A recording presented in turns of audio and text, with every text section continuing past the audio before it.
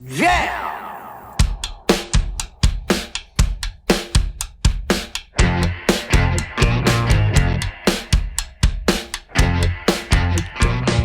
It's Josh Williams here, and welcome to another episode of the One Man Podcast, a bonus episode brought to you by Absolute Comedy, of course. Today, my guest is a regular on CBC's The Debaters. He's performed at the Just for Laughs Festival numerous times, and he has a new CD out called Tet Offensive. My guest today is David Pryde. Thank you so much for joining me, Dave. Thank you for having me, Josh. Yeah, I'm excited. As I say, almost every single one of these bonus episodes, I have no idea how to start interviews, so we just sort of jump right into it. You've been in town. You're at Absolute in Ottawa this week. Yeah.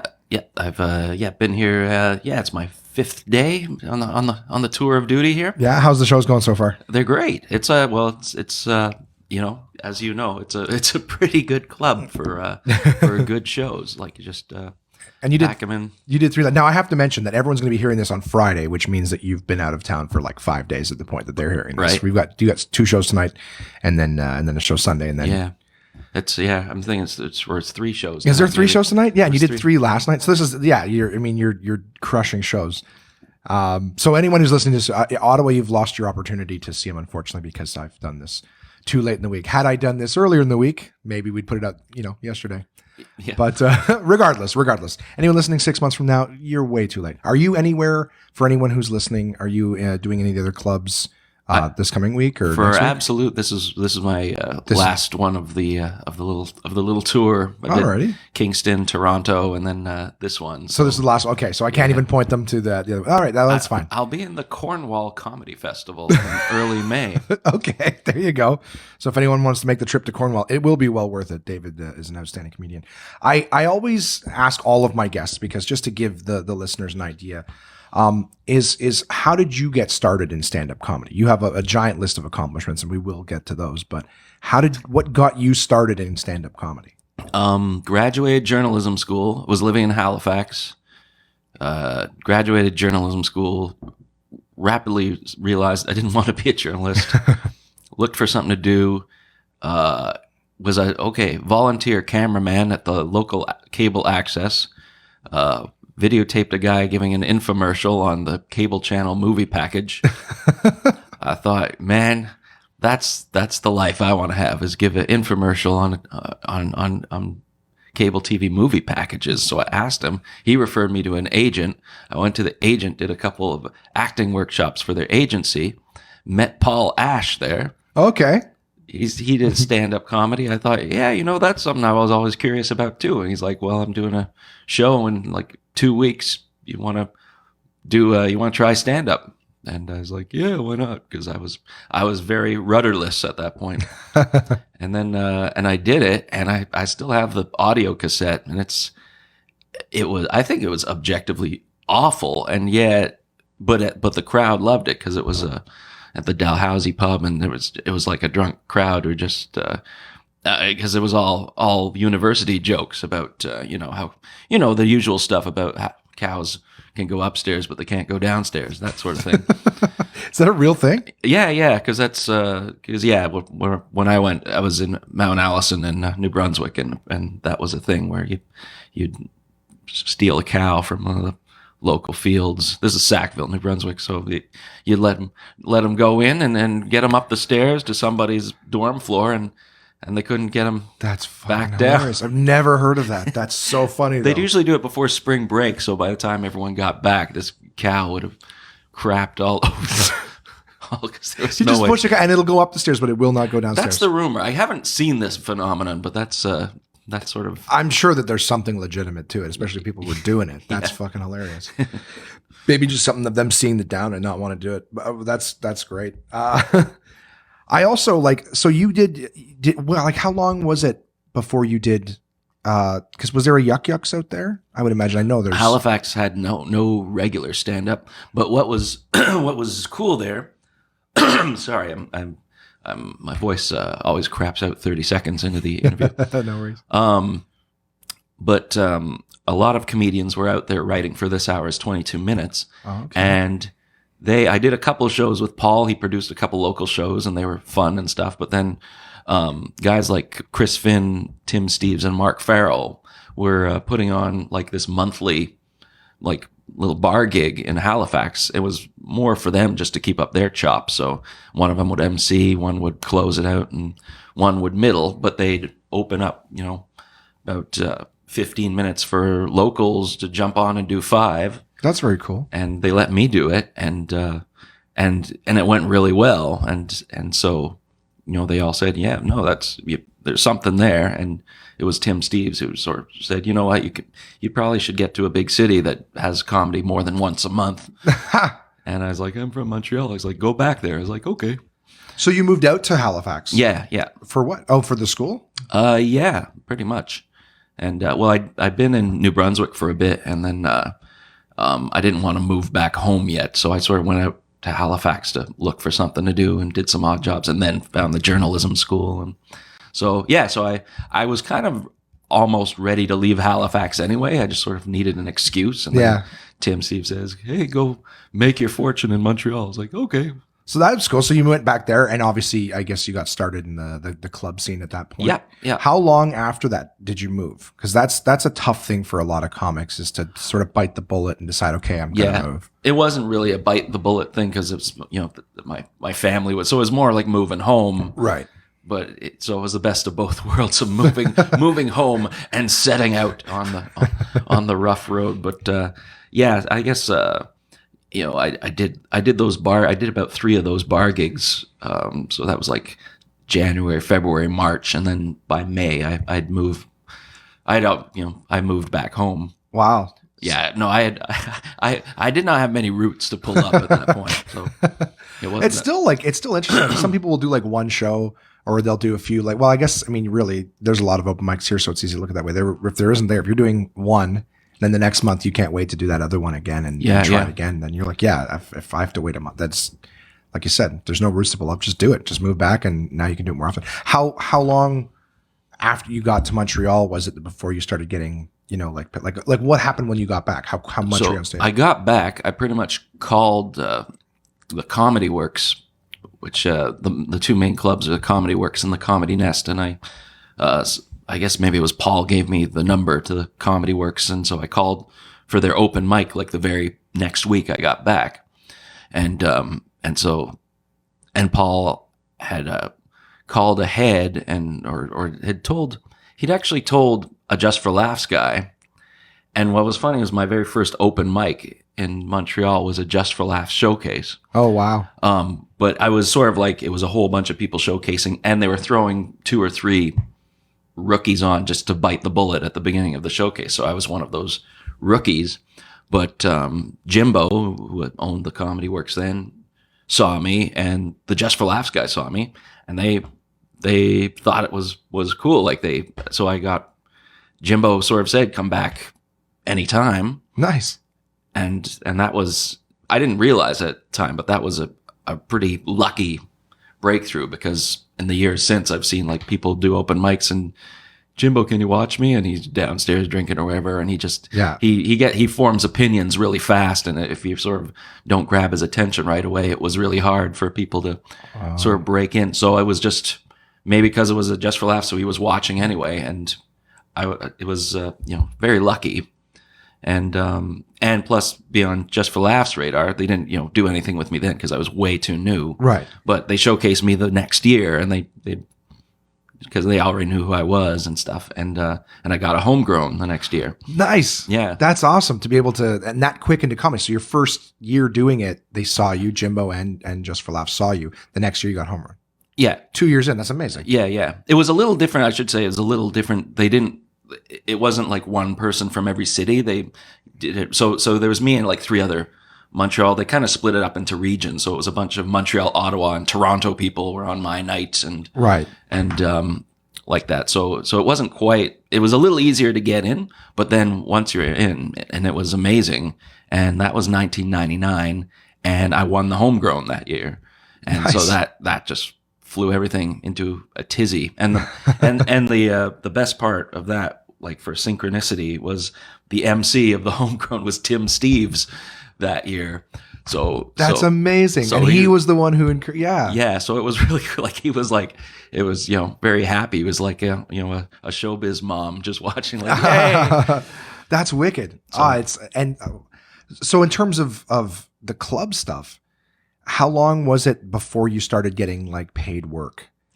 Because that's amazing to get Just for Laughs 2 years in is great. I haven't, you don't really hear of that anymore, Yeah. where you have to, come up for a few years Mhm. before a club owner will put you on one of those showcases, and then Just for Laughs has to see you a couple of times before they know that you're consistent and, Yeah. so that's in and of itself is amazing. Yeah. But in terms of the actual, like, that's great for a festival. In terms of the regular work as a comic, do you remember how long it was before you were getting, regular work or paid work performing at the clubs? It wasn't that long because it was Montreal had a lot of stage time, like it still does, but it's more independent satellite rooms like to buffer because the clubs are a bit harder to get into than. But back then I got into the clubs fairly quick because you had the two clubs had Comedy Works had an open mic. They had improv Tuesday and Wednesday, but they would let openers go up for free and open for them. So Okay. they started giving me those spots. The Comedy Nest on the weekends always had guest spots. So early on, you could get 3 or 4 shows, if they liked you and would bring you back, you could get 3 or 4 shows a week pretty easy. And those got kicked up to sort of paid spots fairly quickly. So it was just a matter of months before I was getting the stage time I needed, and then plus they were giving some opening spots to me. So that and then that year I got the homegrown.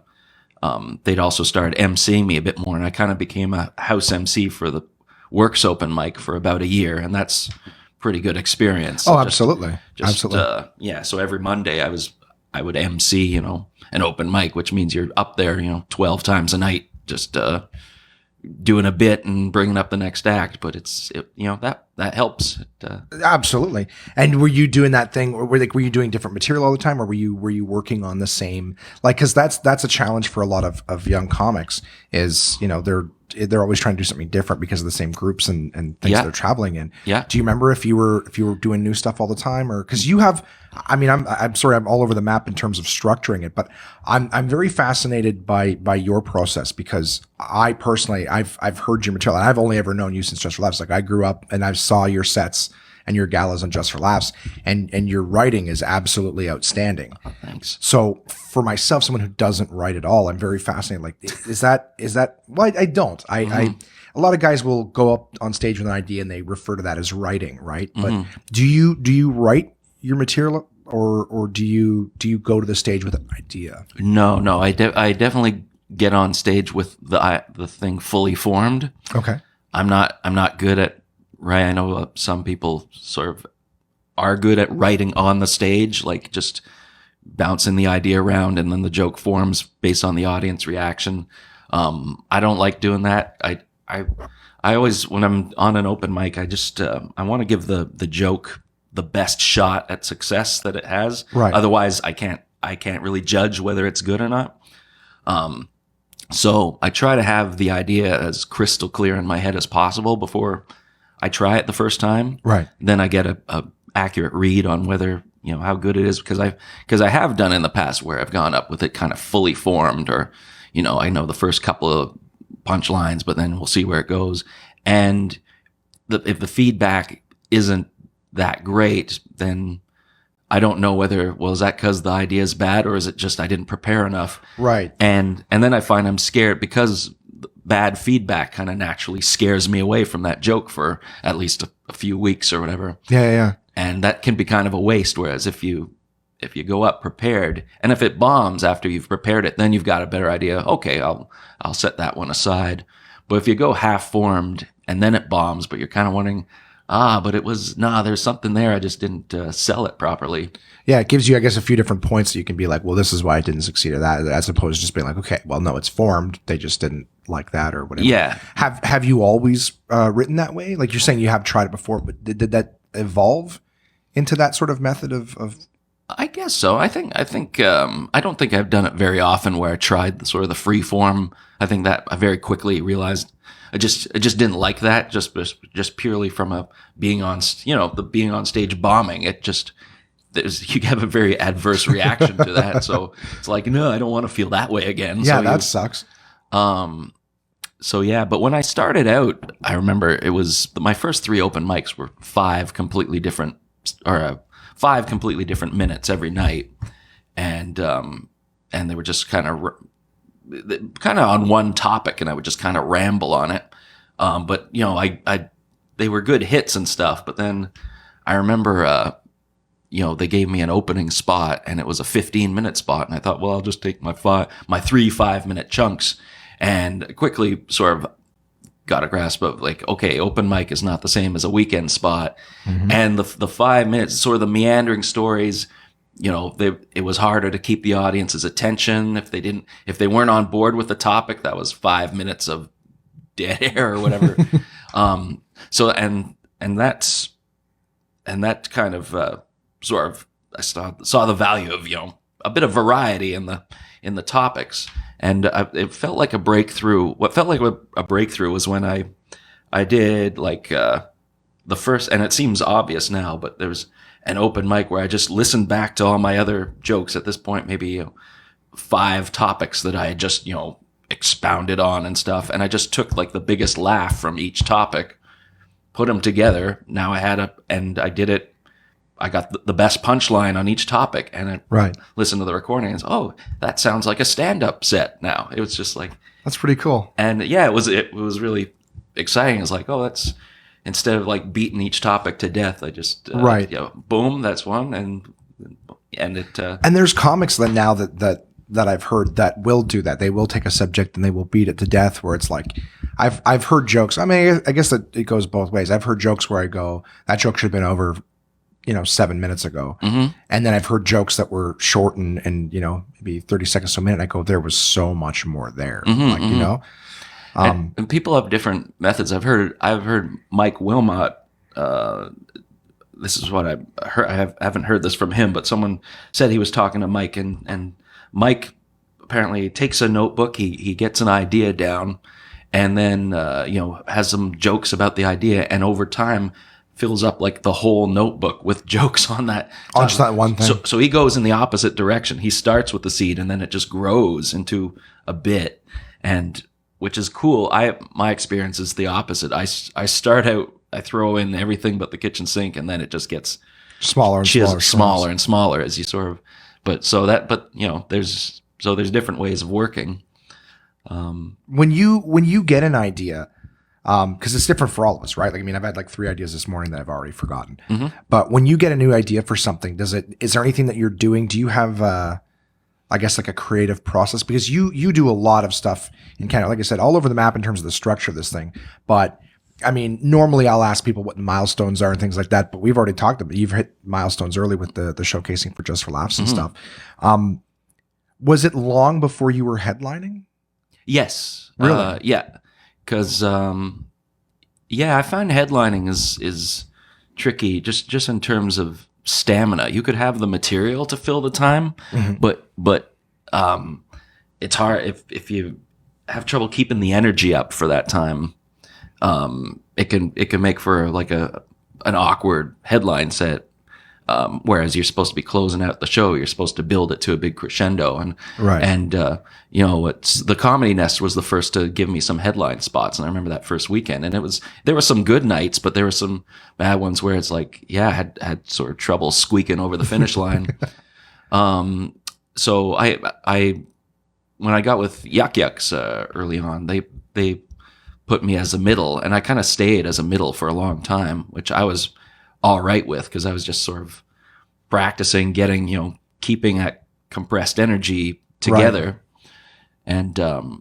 And it wasn't a while before they started to headline me, and even then there was growing pains then for, you know, filling up the time and seeing, you know, putting the more softer stuff in the middle, but seeing if you can sort of hold their attention for that till you get to your big closing bits. Or but I still find it hard to do if oh really? Yeah, like sometimes you build to your closer, but if for some reason the energy's off or something, and your big closer just doesn't get what you're used to, I found that when I was starting out headlining, that was a funny thing because I usually have 2 or 3 closing bits, and it's like, okay, what am I going to end on? And I found consistently I was like, should have bailed out the one before. Like my second to last closer got the biggest laugh, but yeah, and some of that might have to do with the order, with the flow of the show, like.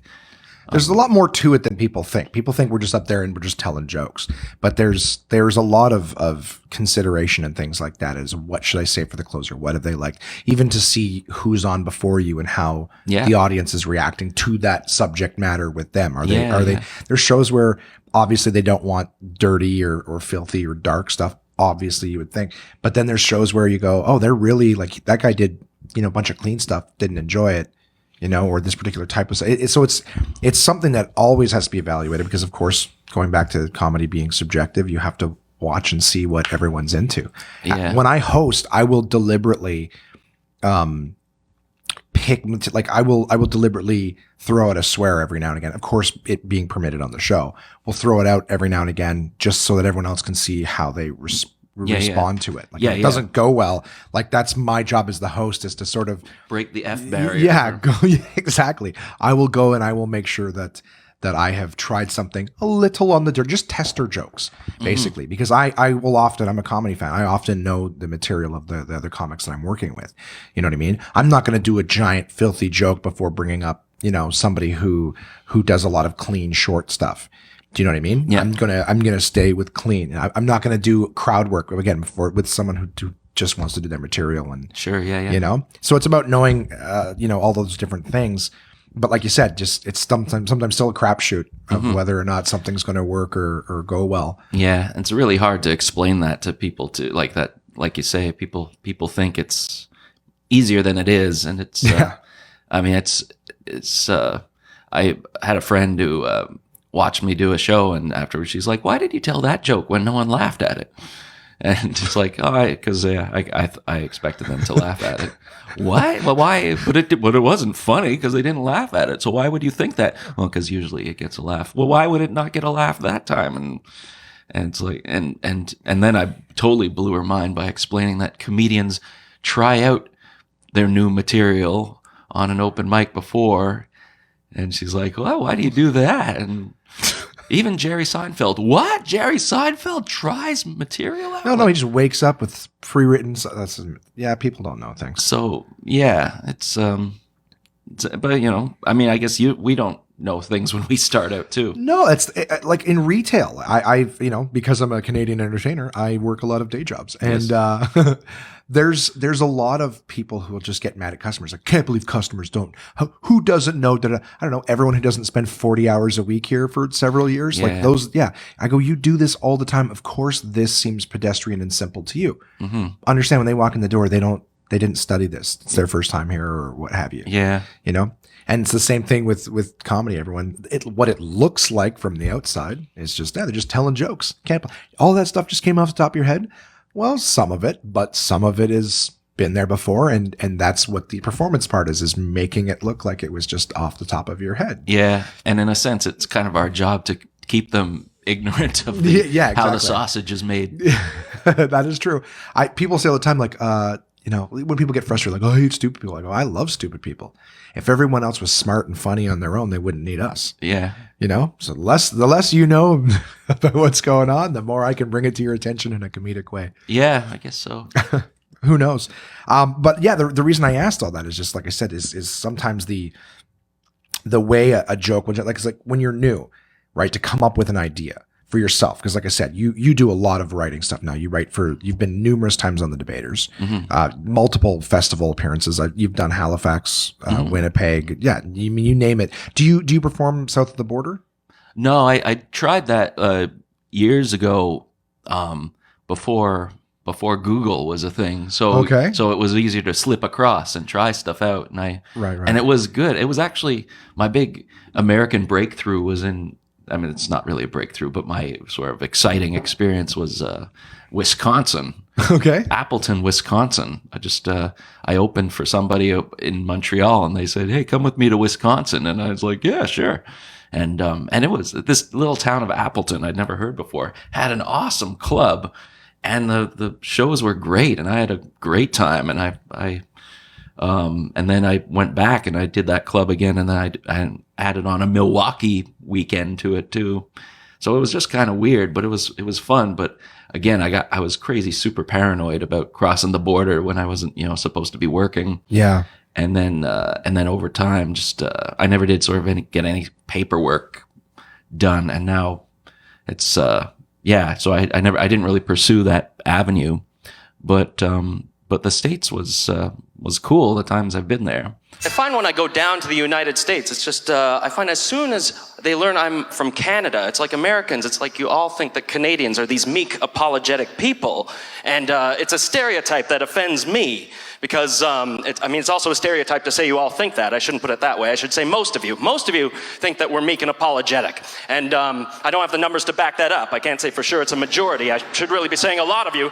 A lot of you think that. It seems like a lot. Anyway, it seems to me, which is my perception. I'm probably oversensitive, but actually probably a mistake to mention it, really. So I'll tell you what, if you don't think we're meek and apologetic, I'm sorry I brought it up, really. My place a little better, yeah. I've done and I've tried that in stand-up in the UK as well, and done some stuff there, and that's also very cool. And my family, I have family in Australia. Oh, very cool. My wife's Australian, so we actually go there, every couple of years. I'm down there, and I always try to get a stand-up gig in there, and that's fun too. I've had good experiences there, but it kind of feels weird when you're just a tourist comedian, right. You're not really part of it till you pack your bags and move down there and get entrenched in the scene. But it's kind of a luxury just to show up out of nowhere and just, I walked into a bar in Sydney and nobody knew who I was. And then I just went up and, oh, hey, the jokes are good. And then you got the exotic Canadian accent. Yeah. You got the hook right there. Yeah. And, that's funny. So it's kind of fun, but I've never, and now because I have a family and stuff and I don't really, I don't plan on being anything other than maybe a tourist in another country, just trying out stuff and just, for the experience. But, so I don't know if I don't know how the circumstances would allow it, but it would be cool to go to New York City and just hunker down for a month or something and do and just do the rooms, because there's so many rooms and I know people go down there and just get 30 spots in a couple of weeks, and just that would be cool to do. But yeah, just time constraints and and that's exactly it with the responsibilities. It does make it difficult. Mm-hmm. And again, you're working a lot in Canada. A lot of people go down to the States because there isn't work here. You're one of the premier guys in Canada for. Well, I'm sort of at because of family and the work. So I'm kind of, it's a bit of a luxurious, because I don't work as hard as a lot of people. The number of shows I do a year is gone way down over the last few years, because I'm busy watching kids swimming lessons and stuff like that. That sounded creepier than I meant it to, but your kids swimming lessons. Yes.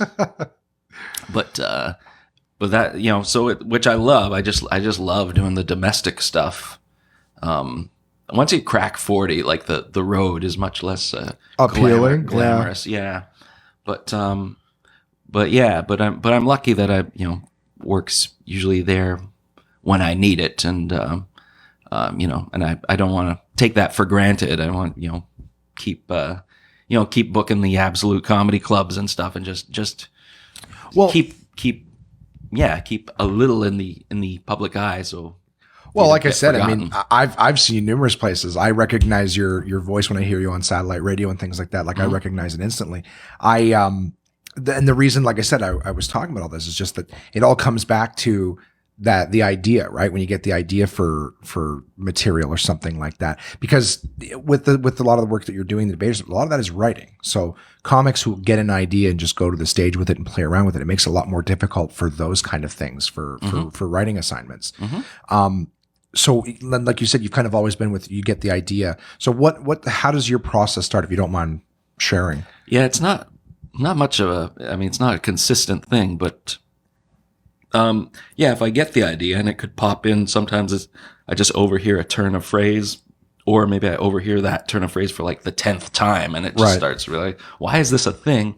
Or, you know, wherever the idea comes from, I usually, if it starts sparking a few punchlines and stuff, if I find that I'm starting to mumble it and that the joke's forming, like where to go with it, that's usually an exciting moment. It means, okay, I've got something. I've got something. If I'm this interested that I'm mumbling it now and start pacing and just, how would I say it? And I usually talk it out just to get an idea of how I would express it. Then I type it. I got a computer file just called Jokes in Progress, and I type down the beats as I'm sort of forming them, and just so I know, because you forget stuff. Right. really Oh fast. God. Yes. Yeah. So I just have those beats, and then I try to get on an open mic, you know, the next available one, you know, maybe say next week, and I just and then I take my little MP3 recorder and I go, and if I've set the beats aside, you know, I type them down so they're there, and I'm kind of secure. Once they're down, I'm kind of secure with that. And then the day of the open mic, I'll like go and look at them, and I'll just start talking them out. And like I was saying, you know, you want to get it right the first time so that you get the best shot at whether this joke works or not. So you are sort of you're just talking it with yourself, as opposed to like, you're not, I've tried to be more disciplined where it's like, oh, I'll just try to type the joke out or whatever. So there's beats, but like, you know, points you want to hit or whatever, but it's like, then I try typing it and I find that there's a lot lost when I type it. So you're still talking it out and kind of thing. And as you find something that you like, you put that beat into it as well, kind of thing. Yeah, because usually the punchline is the sort of comes quickest. That's in fact, so often you start with it, like it just hits you. And I find the tricky part is now you have to, how do I set it up? And that's where you have the potential to like get a bit too wordy or a bit talky and stuff. And so that's sort of, I kind of put down the beats of, you know, the punchline I want to get to and stuff. Excuse me, but if I can like type out that, it's the setup lines that I kind of study more. Like, okay, how can I say that quicker, or how do I get to that? And then maybe I'll talk it out and just see what phrasing comes naturally, and then put that down. But I find the setup is the tricky part of the seeds. What seeds you need to plant and which you're kind of just talking too much. And then I'll say it on stage, and I'll record it, and I'll listen to it, and I'll listen to where, like, okay, I can hear myself talking too much here. This is taking too long to get to the thing. Yeah. Or you hear, you know, a setup line that gets a laugh that you weren't expecting, and like, okay, what was funny? That wasn't meant to be funny, but they laughed, so there's something there too. Suddenly, and now it's becoming denser, and and so I'll listen to that, and you know, success rate of open mic jokes is pretty low. So but if I hear something that didn't go great, but there were a couple of laughs in the setup, or the premise gets a big laugh, but the sort of the joke peters out, I'll just kind of keep those in the wings. And if I'm sort of want to revisit stuff, I'll go back and like take another crack at it. But yeah, so and just over time, it kind of adds up to a little new bit here, a little new bit there. That's very cool. Yeah. That's very cool. Like, I mean, again, I know people have different styles, so I don't know. It fills me with hope, the idea that someone, you know, like yourself, like I said, who's a great writer. I'm definitely kissing your ass a lot, but I have so much, dude, you have some of the best bits I've ever heard that I reference. I don't know about you, but I typically in conversation, just if I feel like comics have said things best in a lot of different things, but I've quoted some of your stuff. It's just very, very poignant. But like I said, because of all the writing stuff that you do, like the debaters is a difficult I would imagine. At least for me, I've done a show where someone wanted something similar to the Debaters. Now they also only gave us a week to write something on it, which was brutal, and we had no experience doing writing. So so just I guess the task of saying here's a subject and you need to write what is it they want 40 minutes or something for the Debaters? For the Debaters. Oh yeah. no, it's short. That's the Really. And that's kind of fun because they sort of give you the topic and you kind of think like, oh man, how am I gonna milk this or mine this for jokes? And then you sit down, but the opening argument's 2 minutes long.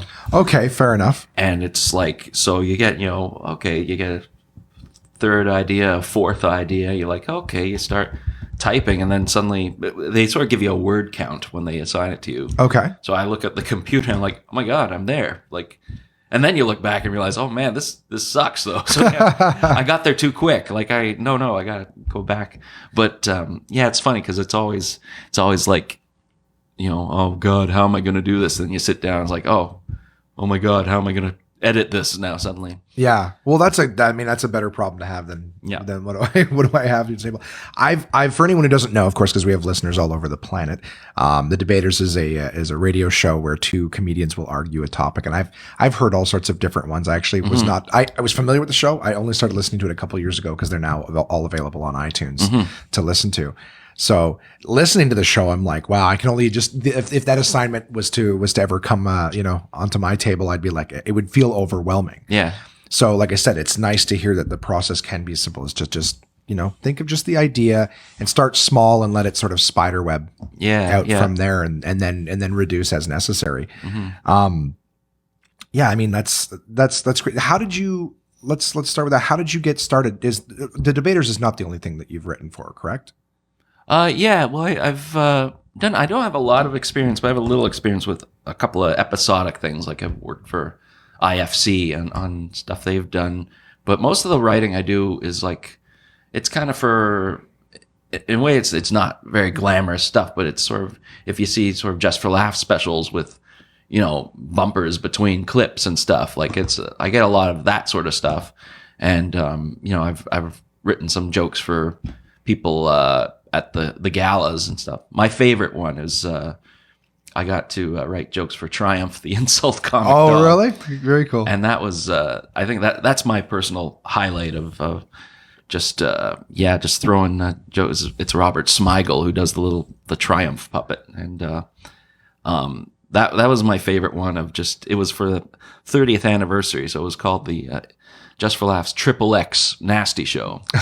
So they got Triumph to go up and just slam Canada. He was going sort of province by province, and that was a good one. Like you just throw a lot of jokes at him, and because it was nasty, you could like really have fun absolutely. with it. And that was where I was backstage when it was Triumph's turn, and just that when the opening got a with the theaters booming, and you're like, all right, that feels good. Yeah, and that's your joke, right? Like you write the joke, you throw it out there, it works. Like, oh, that's great. And it's being delivered by Triumph, so it's just that's so cool. I think, what I'm trying to think of what that opening joke was just like. Now I'm gonna butcher it, but it's Schwartz's smoked meat in Montreal, like. Celine Dion just bought Schwartz's, and well, I guess she's used to smoking meat that's a century old or something, something like that. Yeah. But delivered by a dog, Triumph. So it worked, but it for the Montreal crowd, it kind of blew up, and then there were a bunch of jokes like that were just that's awesome, just fun. So so that's sort of the nature, just little things like that. That, if you're lucky, they kind of add up to give some income in the year. Yeah. Well, it's like, do you remember how old you were when you started stand-up comedy? Yeah. Just to put the first time I jumped on stage after, that when Paul Ash sort of said, you want to try it. So I was about 25. And then by the time I was back in Montreal, I was 26, and I, did that open mic, and then that's it. Then the train started going. Every week I was getting stage time somewhere. Yeah. So so kind of 26 is when it began in earnest. So when, and I only ask only just to put a frame on it, is you're 26 doing stand-up comedy, you're back in Montreal. How long before you started going out on the road? About 2 years in, I'd say. Really? Yeah. Okay. And that was through back then I was with Yuck Yuck, so I was like they had a lot of road work and stuff, and so were they in Montreal at the time? no. Okay. So it was like a lot of people in Montreal, sort of Ottawa was a bit of the gateway. Right. So that's and Yuck Yucks. This was before Absolute Comedy didn't exist back then. No, of course not. So Yuck Yucks was the game in town, and so you get sort of in with that club, and then branch out a bit there, and then it was like 2 years in, I did my first Western swing. Wow. Which was pretty, that was cool. So that was 4 weeks. They sort of you land in Alberta and you set up your little camp at the Blackfoot Hotel, and then you get sent out on your missions. And my first road gig was with Daryl Mack, opening for him in Williams Lake, British Columbia, and so here I was doing well for myself in Montreal, the big city, and I get in front of this Williams Lake logging audience, pretty much. And I was just with Daryl in Kingston, so this is fresh in my mind because we were laughing about this. I was just going up and like throwing in my observational humor on Greek mythology and the Cyclops, and just bombing horrifically. That's funny. And a lot of new people don't think of that. They're like, oh, is this joke about the Montreal metro system going to work in the middle of Alberta? Oh, well, yeah. No, I knew enough not to make Montreal jokes. Right, of course. So I went the universal tack of Greek mythology instead. Yeah, we were laughing about that. It was the bit was how do Cyclopses wink? And, I'm doing the act out, and they're all just staring at me. That's still funny. It was a horror show.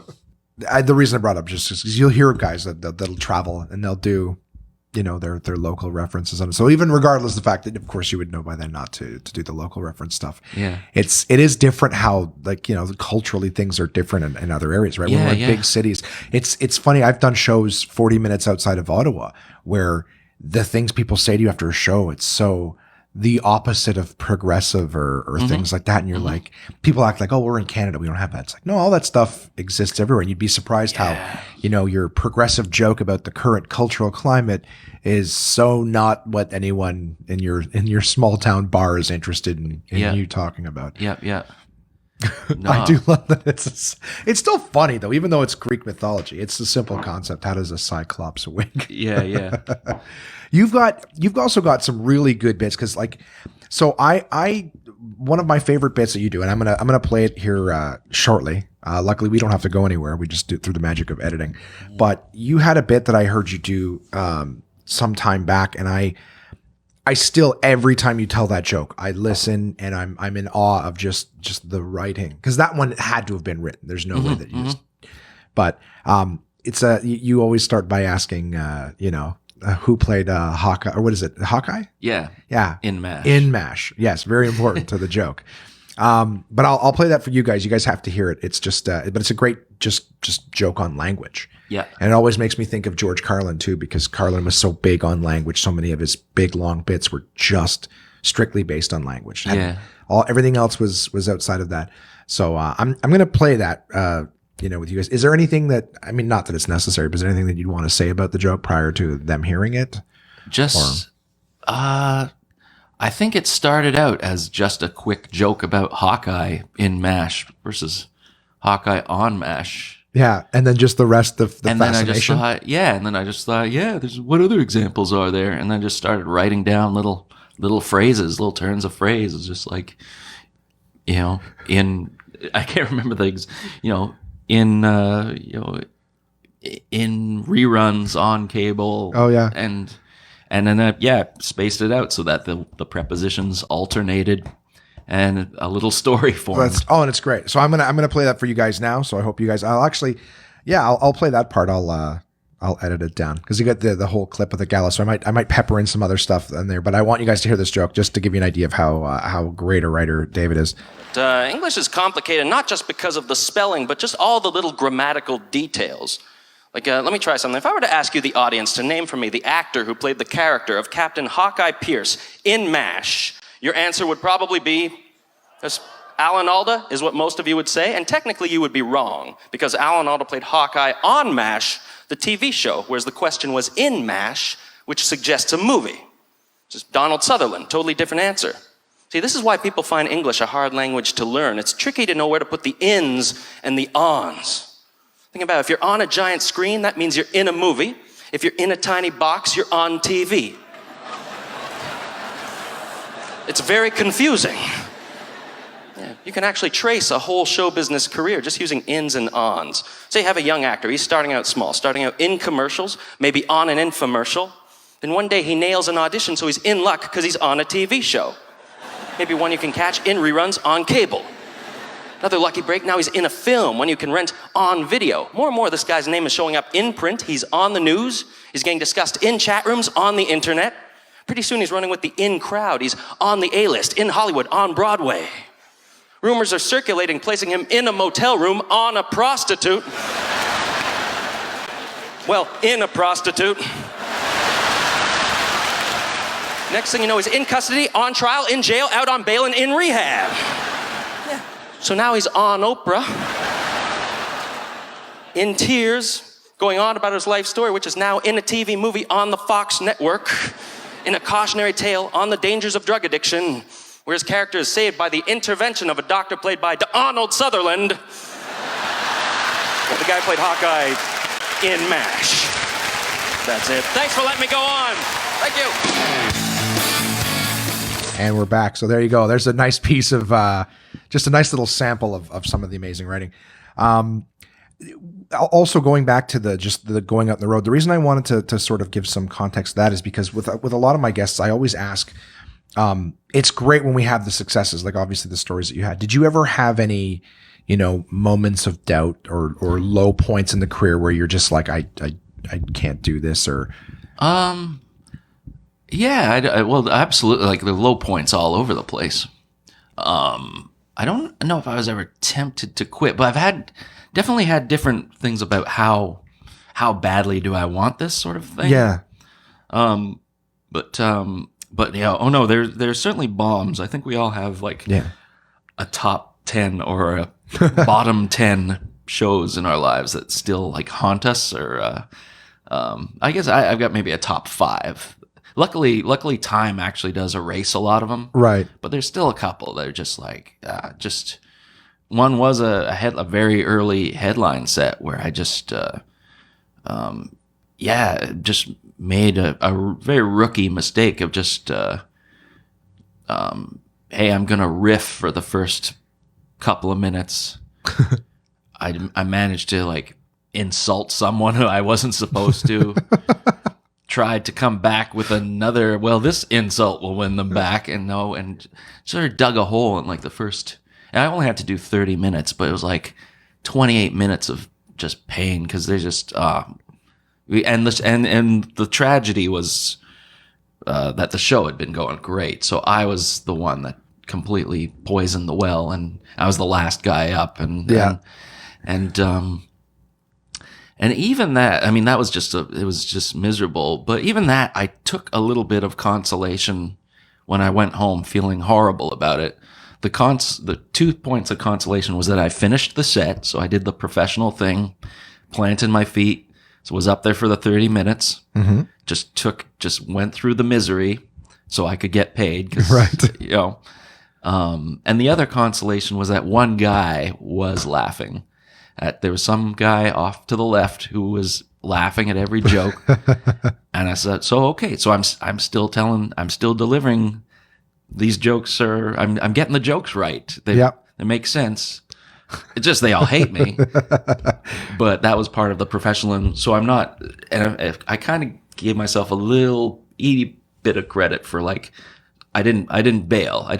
I just planted my feet and That's a good balance, because I could tell you, for the amount of comics who will have great shows and focus on the one thing that wasn't going well, it's nice to have a bad show and you're focusing on the things that did. yeah, It's a nice counterbalance to that. But yeah, that one, that one still bugs me. And there are a couple. One of my Western swings, I did have like a couple, or even on the road, a couple of times when you just have back-to-back bad shows, and you're just, you have that. What am I doing? But it's nice though, because I mean, so what's good is that the next show is only a few days away, or sometimes it's the next night or whatever. Yeah, or in an hour. With 2-show night at a club, you're like, oh god, I can't wait to get there. Sometimes that's not enough to scrub it clean. Well, even that bad show where I alienated the audience or whatever, like that weekend I was in Kingston opening for Sean Majumder for a weekend. Oh, very cool. And that was great, and I kind of knew, like, okay, this will make me feel better. It didn't totally work. I still went home and immediately thought of the crappy show that I did last week. But yeah, you can sort of scrub these things, and it is important to just to try to pick out something positive and sort of hold on to that. Yeah, and, it's easy to sink. If you have something goes wrong, it's easy to like you said, hold on to it and just. But we do obviously learn more from the bad shows than the good ones. I guess so. Yeah. I mean, they say, what is it? Failure is the best teacher, or whatever it is. I guess it is. I've definitely had failures that have triggered an epiphany that then helped me afterwards. I had a bad show where, I think the set was going well, but then I threw in a couple of new things and they didn't work, and then I started to show. My confidence was dropping and the audience smelled that, and then it kind of unraveled. People started to get chatty a bit, and I was trying to bring them back. And what was interesting was that I was focused on pounding out the jokes to bring them back, that I was starting to lose connection with what was happening, sort of seeing the unraveling. And I kind of went away thinking, that was unfortunate that I panicked, and I just sort of clamped down on, I'll do these jokes and bring them back instead of addressing what was happening. Right. And the thing, and that was another one I hated, and I still hate that show. That one's still in my memory. But the thing I took from that is, from then on, it was like, don't be too precious with the set list. Be in the moment. Yeah, go be out. present. Yeah. And I sort of decided then, and that night I thought, I don't want to be the funniest comedian anymore. I'm from now on, my goal is to be the most comfortable comedian on the stage, and just go up there and just, no matter what's happening, just like, yeah, this happens all the time. It's all right. Like, everyone just relax. I'm going to do another joke now. Yeah.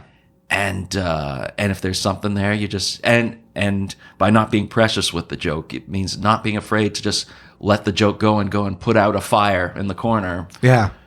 And then I remember, and then the shows I did after that, I started adopting that. And the first time I had like a chatty show or something coming up, and I just was like, just time out, everyone. What's going on? And just boom, boom, boom, and suddenly you're sort of you look like you're in control. Yeah, you're herding the cattle, so to speak, and roping the cows back into the corral. And that and so from that, again, that was a failure that ended up leading to a lot of good. Because to this day, I still, you still have your bad shows, but you don't worry as much about them.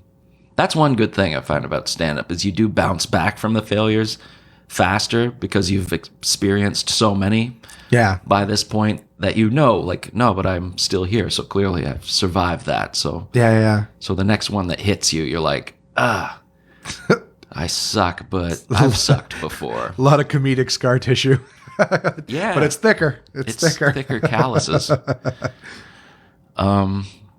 Yeah. So it's so yeah, but you get low points, and it's funny because it's different too. Your definition of a bomb becomes, you're a little bit. You're both at the same time. You're a little easier on yourself because you know it can bounce back, but you're also harder on yourself because your standards of what a good show is better, and you often you'll have a okay show, but suddenly an okay show feels like a bomb, whereas Right. in your first 5 years you would have thought did you just see me talk for 40 minutes straight? It's like relationships. You have your heart broken at first, and it feels like the worst thing in the world. And then just the more relationships you come and go through, you're like, all right, it still hurts, but I know I'm going to be alive. Yeah. It's sort of like The that. peck on the cheek when you're young feels like the greatest thing. Yeah. And then you're like, that's it. That's all I got. Yeah. The amount of money and time I spent on this. I've been trying to eat better. I've been eating lots of tuna lately. And because things are going great. No, just you notice the big sales pitch of tuna now is that it's dolphin friendly. That's what it'll say on the can, that no dolphins were harmed. And I don't understand why we care so much about the senseless death of dolphins when clearly nobody gives a crap about the senseless death of tuna. We slaughter millions of them, and for what? Nobody likes to eat it. Nobody. No one here likes to eat what we like is an excuse to eat mayonnaise. That's all it is. Tuna, it's just a condiment enabler.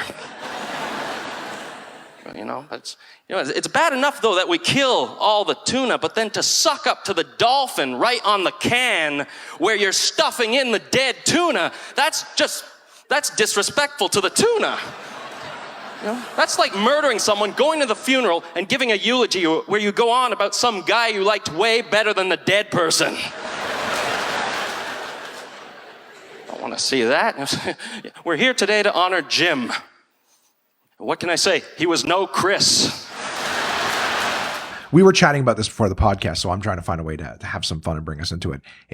You're a comic book fan. Yeah. How long have you been into comic books? Because I'm new to it in the last few years. I've been really getting into it. Yeah, I guess the 80s, like my older brother, collected in the 70s, and I got addicted to his stuff, and then in around 1980 I started buying my own stuff and becoming a collector. So yeah.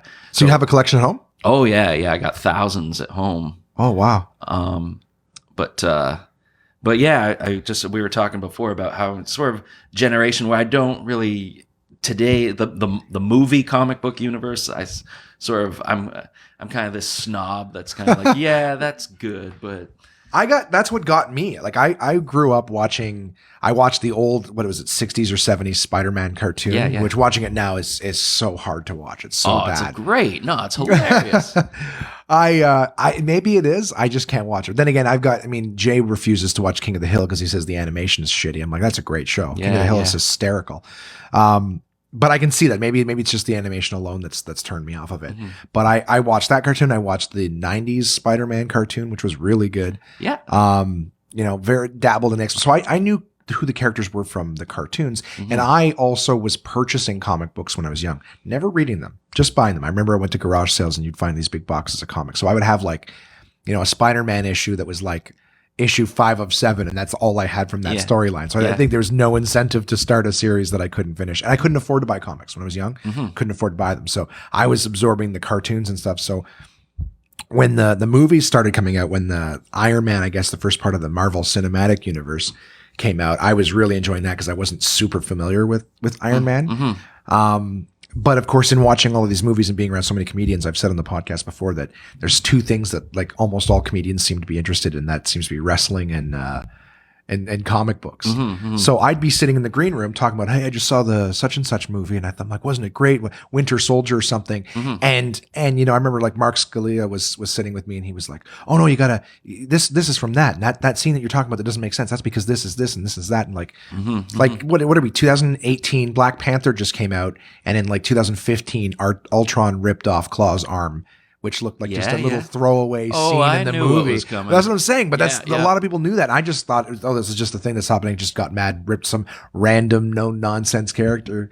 whatever. Yeah, yeah. But it's like, no, but that's a direct, like that little thing in that one movie is setting up something over here that Yeah. you won't be aware of for 3 years or whatever. And just like little things like that are going on in these movies. So I think from what people have told me, that's one of the reasons that they're very successful is that they, as much as they're different, like the story is slightly different or kind of, or vastly different. They are doing a lot of nod to the actual source material as opposed to just going, here's characters that were in comic book. Let's just go write a new story and make it up. Because a lot of the ones, the Spider-Man and Daredevil and Fantastic Four and all these movies that were coming out before, Disney bought Marvel and said, well, let's do it ourselves. Yeah, yeah. Were kind of like, they were fun, but they were, they were scratching the surface. And getting little things wrong because it played better on screen. And yeah. It's cool to see them doing, like, this is the first time that it's almost like a TV series on the screen because they're like 20 movies deep, and it's like, the characters, you don't have to do an origin story every movie, like, and they're still putting effort and time into introducing new characters and turning it kind of feels like The Walking Dead because there's new characters being introduced all the time, and that contracts are expiring, so certain people are gonna have to go. But so you used to read the comics back in the day. Yeah. Did you have a preference to Marvel or DC? Yeah, I was a Marvel guy.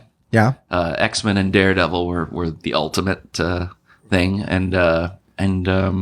but right around like 1986, I know comic book fans know like that was like a watershed year for like when a couple of big artists like left Marvel and started doing DC stuff. So Batman, Frank Miller was doing the best Daredevil run ever. He switched over and started taking over Batman, and it was like, oh my god, like I was one of me who just flocked over there to watch that. And that's where like Batman Begins and stuff is a lot of that influence comes from the Christopher Nolan stuff basically. And John Byrne was killing it on Fantastic Four, and I was an Alpha Flight fan, the Canadian superheroes, and then he moved over and took over Superman.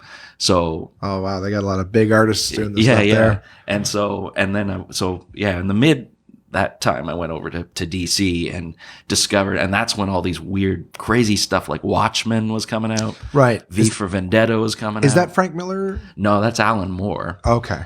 And if you don't know Alan Moore, it's because he pretty much taken his name off of everything because he just, I don't know, like it's simplistic, but he hates that they're making movies out of his work like DC. Oh, I see. Because they kind of shafted him on royalties and stuff for like print runs and stuff like that.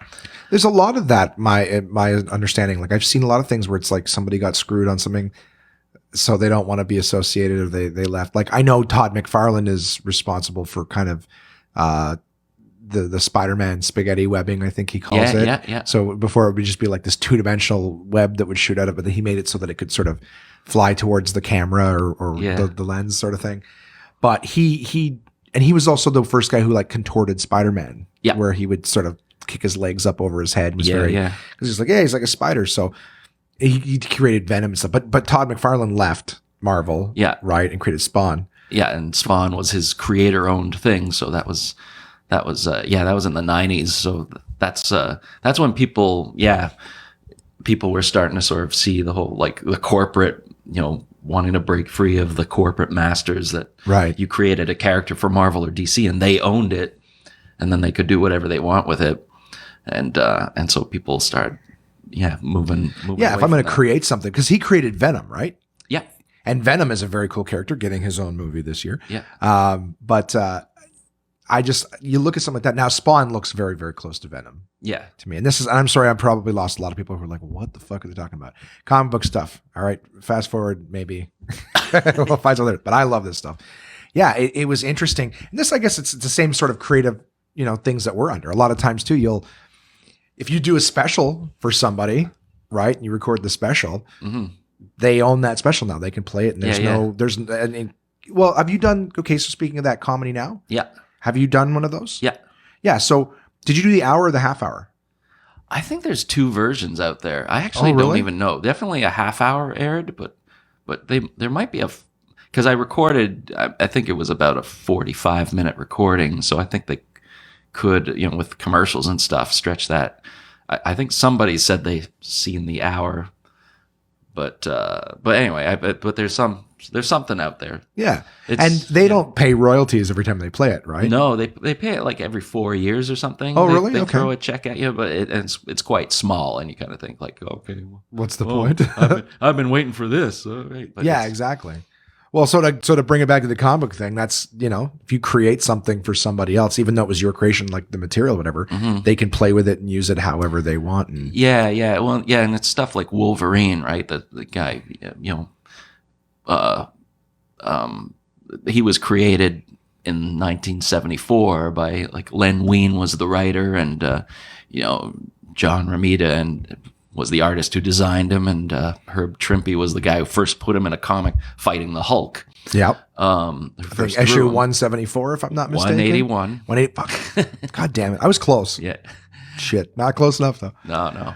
But yeah, and that's another case where I think Len Wein was invited to the premiere of Wolverine Origins or whatever, or one of the X-Men's, and Yeah. and I've just read a quote. I think he passed away actually recently, but one of his quotes was like Hugh Jackman at the premiere, like they took photo op with him, and like, this is the guy, this is the reason I have an acting career and stuff. So he was getting recognition, but he got no money for like, this is these multi-million-dollar movies, and his like quote was like, yeah, it was nice to have the recognition, would have preferred a check though. Like, Yeah. and Marvel and DC are full of tons of stories like that. Oh, absolutely. You hear them all the time. There's same thing with Disney and Lucasfilms and all that. It's like they have tons of interns who are thrilled to be a part of these giant things, but you sign agreements that as soon as you do an internship, whatever, anything that you create, whether it be for them or on your own in that time period, belongs to them. So that's evil. But you see that stuff all the time where it's just, it's great to be a part of this, but I'm creating. So Todd McFarlane is one of those stories. I've heard countless things, but a lot of people don't like that guy. Apparently he's not very friendly. Well, how the fuck would I know? I haven't met him, but it's just, I know when I bring up his name in conversation with the comic people, are like, the word often uses cocky, like he's yes, okay, yeah. So he's yeah. And I get that. I've watched his little Facebook videos where it shows him how to draw things and create perspective. They're interesting. But so he left and he created Image, right? Is there his company, and they do. Yeah. They're the ones that do Walking Dead and Spawn and all that. It was him and about 5 other artists. Oh, really? Okay. And they all left Marvel all at the same time, and they were all like the hottest artists at Marvel. So it was a big statement, and it was a big. That was in like 1992 that the Image comics started coming out, but it was a crazy, like, scandalous sort of an artist uprising. It's very cool that they all did that too, because nowadays if you tried to get a bunch of people to rally up and leave together, they'd be like, sure, and then you make your statement, everyone's at their cubicles with their head down. You're like, oh fuck. I'd recommend, because after on AMC they've been playing Robert Kirkman, who created The Walking Dead, that's one of Image's comics.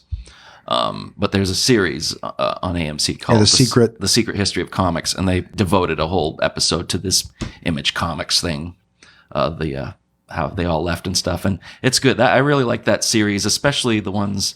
They also have one all about Jerry Siegel and Joe Shuster creating Superman and them getting screwed over, and it's the whole story about them. They have another one, Stanley and Jack Kirby's partnership, who pretty much created 98% of the Marvel Universe, and how their difficulty and Jack Kirby getting screwed out of stuff, and the debate of whether Stanley took too much credit and right. So anyway, so if you're at all interested in those sorts of little scandals, they're very entertaining. They're packaged really well. They sound nice. They'll probably end up. Well, hopefully they'll end up on Netflix. A lot of the stuff that's on AMC is there, so maybe I can Google it and see if it's new as of like last year, right? It's a very recent series. Yeah. But there's also like two sides to all these stories, because like the uprising, on the one hand, it's cool that they took control. On the other hand, you hear the other side of the story where they bailed on all these comics. At the time they were the artists on Spider-Man, on X-Men spin-offs, so all the major selling titles, and it was a big impact that they left all the best-selling titles that really screwed Marvel over, which in a sense was like a, fighting the man. But then on the more human side of it, there are all these writers and people that were working with them, their collaborators, who were utterly like shafted because suddenly, mid storyline, they were getting things. And also a lot of these creators had kind of, in a way, they totally appropriated these series, so they kind of sent them off in these new directions and reinvented X-Men or Spider-Man, and then they bailed, and it was like they kind of left a bit of a mess in their wake. Yeah, which was cool in the sense of screw Marvel, but it shafted a lot of low-level people struggling to write these things. You'd think that they would take them with them, if possible. Yeah, just like, hey, why don't you come with us? But they're like, nah. We're the rock stars, the artists. Is that okay? So there's something interesting to talk about. Is that sort of how it is in the comic world? Are the artists the more leading men? Are they the lead guitarist vocals? No, it seems to change from time to time. Like that Alan Moore, who I mentioned, who wrote Watchmen and V for Vendetta. Like he's a rock star. He's considered the best writer of the medium ever. Certainly for like mainstream stuff. So yeah, I mean, there's this whole British, in the late 80s that the DC started bringing in these British writers, and those are rock stars. Like that's where you get Neil Gaiman, who's famous for Sandman, but has since, he does novels and movies now, and he's just an amazing writer. If you saw like movies like Stardust or Coraline or stuff like that. Oh, okay. He's created amazing stuff. Those are all graphic novels first? No, those ones are novels first. But okay, I see. Like he's gone into, now he does novels and short story. I see. He was doing stuff for DC, and they've since moved on to other things. Yeah. Grant Morrison's another one. If you saw the show Happy, that was based on his thing. Garth Ennis did Preacher. Okay. Yeah. So a bunch of yeah. It depends on who you talk to. Whether I'm personally more of a writer guy. I follow writers more than I follow artists, just because the stories they do are. Well, we were talking about Frank Miller before, and funny enough that we were talking about Wolverine as well. The very popular, I think, the first Wolverine miniseries was Frank Miller who did the art for that, right? Yeah, and Chris Claremont, who did the X-Men, was writing. Right. But Frank Miller is interesting because he was a writer and an artist. That's what I was going to ask, because I thought there was some stuff that was written by Frank Miller. Daredevil he started as artist on Daredevil, and then he took over the writing as well. And as a writer-artist, he was amazing, and I love his writing. And he has done a lot of projects where he's just the writer on it. And I think it's, it's all the 80s, his stuff was amazing. When he went over to Batman, he took over the writing and the art on it. On Batman: The Dark Knight Returns. That was the crazy dystopian future where Batman's retired, but it's all fallen apart, so he has to come out of retirement and just. That's what they tried to do for the Dark Knight Rises, right? Was the Batman versus Superman was very much inspired by a Frank Miller fight that he chronicled. Well, that movie was terrible. Yeah, but.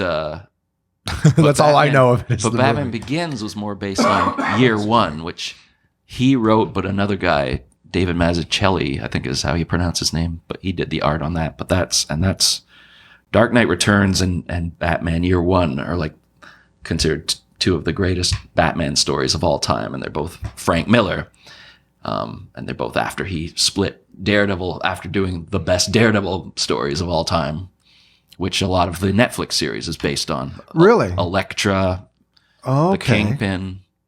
And that's all the Frank Miller time. Okay. Yeah. Because I know that Kingpin is like, that's Daredevil's arch nemesis, right? He was a Spider-Man villain. Like way at the beginning, Stan Lee and John Romita created him for Spider-Man. And he was sort of a pretty major Spider-Man villain. But then when Frank Miller took over Daredevil, he borrowed Kingpin for Daredevil, and immediately that was just crazy. Good chemistry between the two of them. Yeah, crazy arch nemesis, and it was, it's amazing. So much I don't understand, though. I'm always doubting myself too, and I hate doubt. It's my least favorite emotion. Even just the word doubt, because you notice it's spelled with a B. There's a silent B in doubt. That just messes with your head.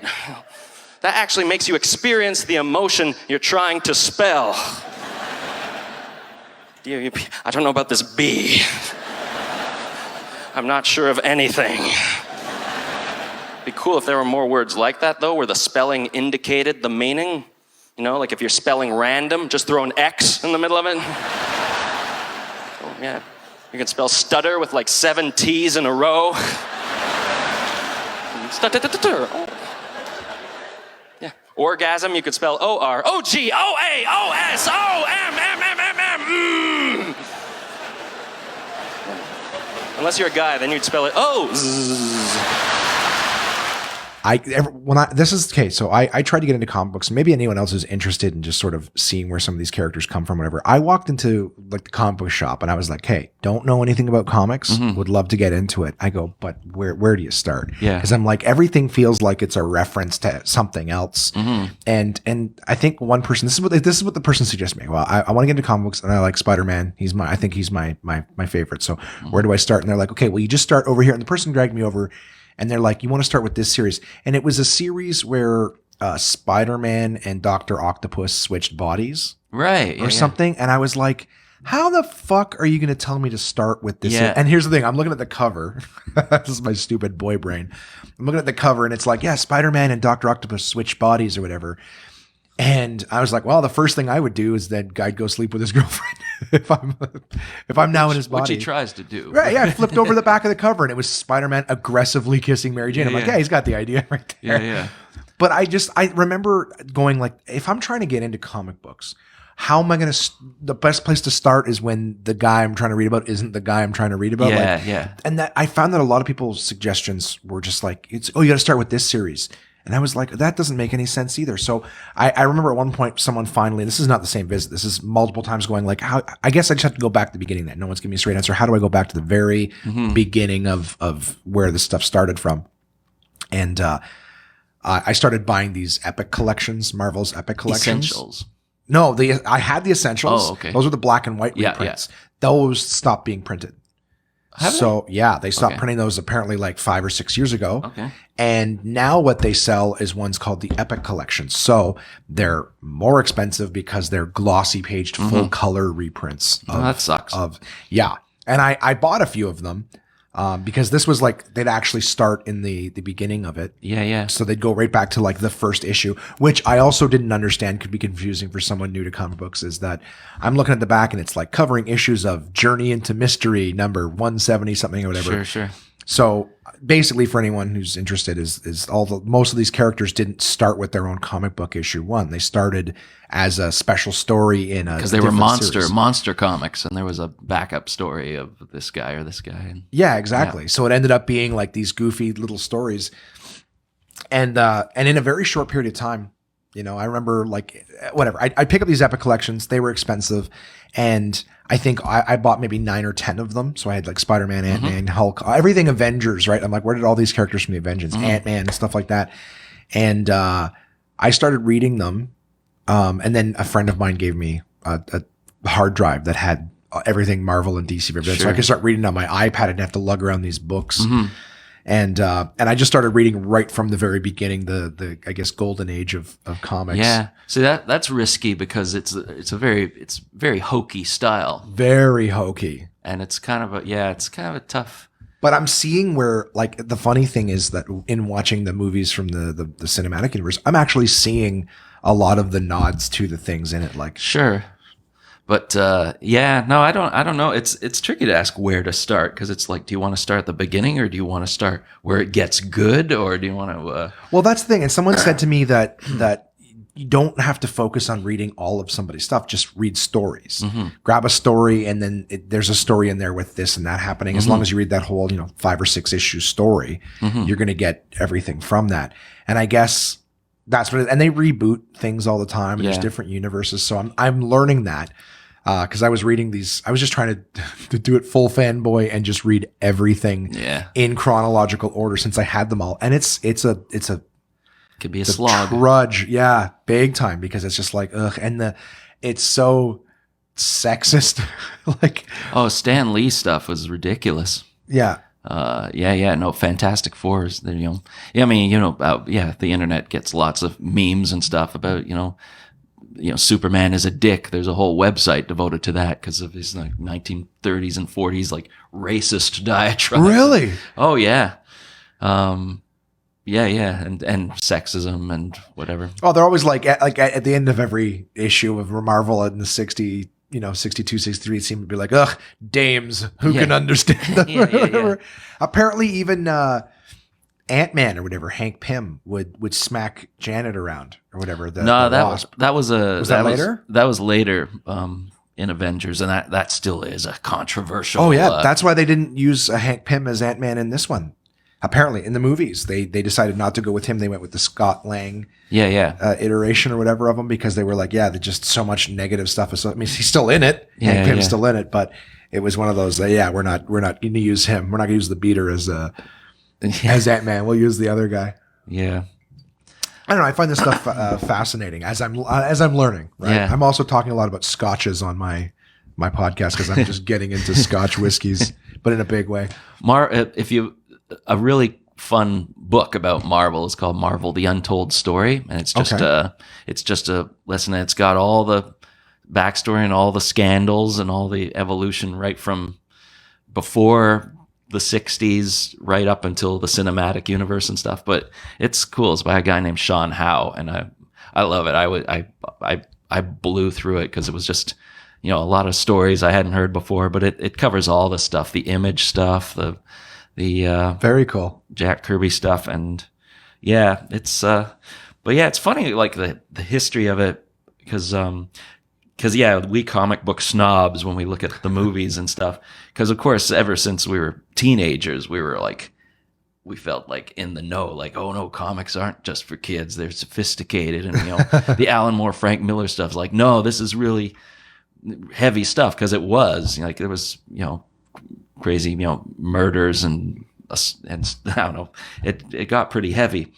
But what I like, it's kind of fun how you watch every few years, or if there's a news story, like, comics aren't just for kids, but they always sort of telling it like this is a because I guess to 90% of the world it is a revelation, but it's always like, yeah, we already knew this, and it's just funny. Like I've been trying to imagine how to do this as a bit, although it seems too convoluted to become one. But just how Wonder Woman, hey, superheroes are strong women have come to comic books. It's like, no, you've read been there forever. The X-Men used to have like all the most powerful members were women, and just like that. And it's now Black Panther is like, this is raising the superheroes are finally raising the consciousness. Is like, no, Black Panther was doing that like, and he was before a lot of them. I read that recently, is that he was one of the first, if not the first.